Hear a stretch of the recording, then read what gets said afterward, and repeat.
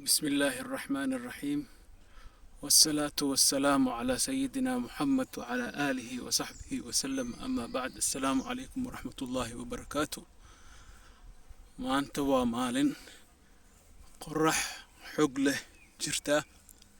كلال كان أد وبدن هاي مركا جيت كان أن روائنا إذن تسوء إذن لقيب صدا مريه السواسدة أجدان af Soomaali wax lagu dhaho ma garanayo laakiin af Carabiga waxa lagu dhahaa karas af Ingiriiskana cherry marka af Carabiga la isticmaalayna geedkan karas la dhahaa ama cherry aad u macyahay laakiin geedkan aad u mamco waa nooc ma aragtay karas duureed ala dhihi kara oo dhadhankiisa waxa waaye dhanaan oo kala camal waaye waddankeena ma ka bixi karo yani ma ka bixi karo markaan dhahayo macnaheeda ma aha ma ka bixi karo oo ma ka baxayo mirihiisa qaar oo maaragtay bislaani rabo saan u egyihiin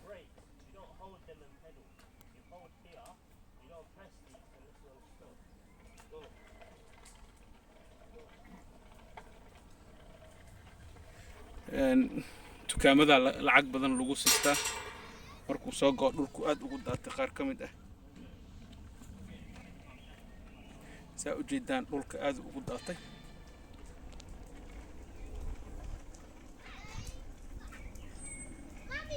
marka su'aasha taala waxay tahay geedkan Soomaaliya muxuu ugu bixi waayay sababta ugu bixi waayay Soomaaliya wax kale ma aha geedkan waxa loogu talagalay wadamada qabowga ah wadamada qabowga geedaha ka baxana waxa way caleemo dhacsadaan ama way xub siibtaan oo caleenta dhulkay ku dhacdaa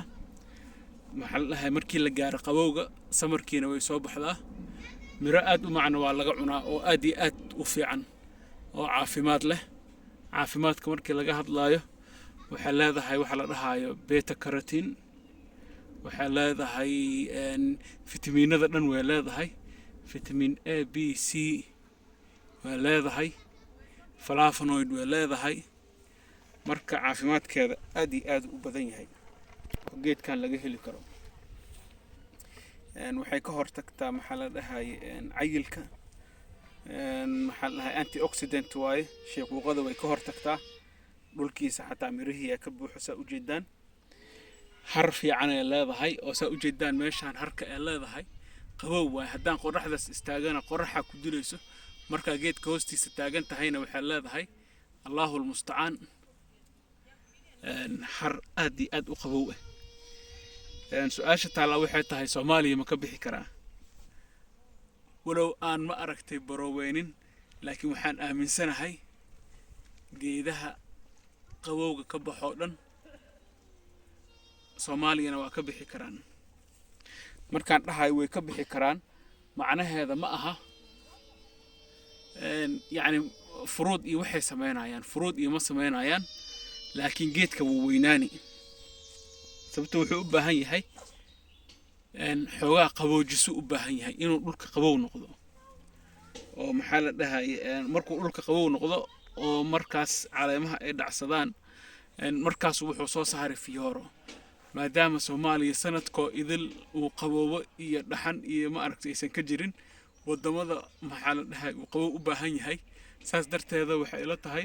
gobolada buuraleyda sida Soomaali galbeed oo kale way ka bixi kartaa meelaha buuraha leh waqooyiga Soomaaliya sidoo kale waa ka bixi kartaa marka dadkaas oo kala beerani karo